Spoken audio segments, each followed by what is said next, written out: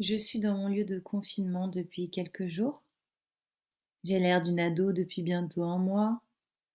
Mon reste de bronzage se cache derrière une irruption de boutons et mes cheveux pelliculent alors qu'ils sont à peine lavés. Encore un peu de patience, mon corps physique est en transformation. Il se libère des traces chimiques laissées par ma pilule arrêtée en mai. J'avais pas prévu ça, hein. J'avais prévu les 21 jours de nettoyage de la coupe énergétique. D'après mes calculs, je devrais être une bombasse depuis 4 jours. C'était sans compter les 3 lunes d'octobre et mon cycle de 9 ans qui touche à sa fin et mon changement de produit de soin. Je suis passée au shampoing neutre, ce qui veut dire plus aucun produit toxique pour faire mon cheveu beau gosse alors que dessous, il est abîmé. On passe sur un processus différent, tenant compte du temps de réparation naturelle, d'adaptation pour lui apprendre à se gérer tout seul, sans béquille, Elseve Gloss. Il en sortira plus fort après avoir traversé ça. Cela implique accepter de me trouver moche pendant la transition. On laisse sortir ce qui est obsolète. On trie, comme pour les livres, comme pour les fringues, comme pour les papiers d'avant. On permet aux toxines encombrantes de mon corps de se faire la malle, par mon cuir chevelu, par les pores de ma peau.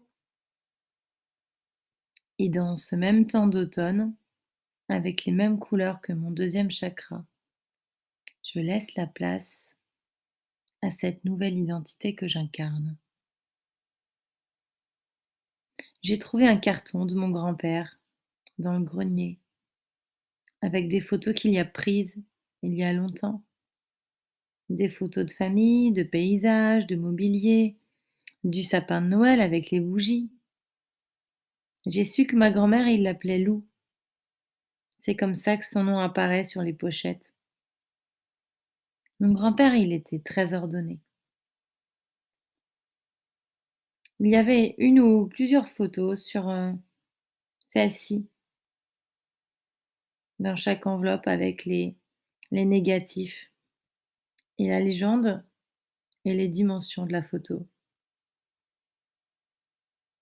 Il avait même peut-être un peu d'étoque en fait. Il faisait poser. Tu le vois sur certaines photos, les modèles s'impatientent, ils sont saoulés. Ça fait quelques jours que j'ai pas parlé à mes guides. Je leur fais pas la gueule, non, juste, je laisse redescendre un peu les infos, c'est tout. Je suis assez fatiguée et curieusement hyper créative.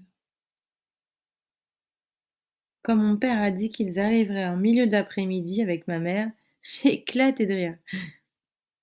Pas parce que ça pouvait correspondre, à la fin de ma nuit, mais plutôt parce que je les pratique depuis 35 ans. J'avais raison, hein. Il est 18h18 et ils sont toujours pas là.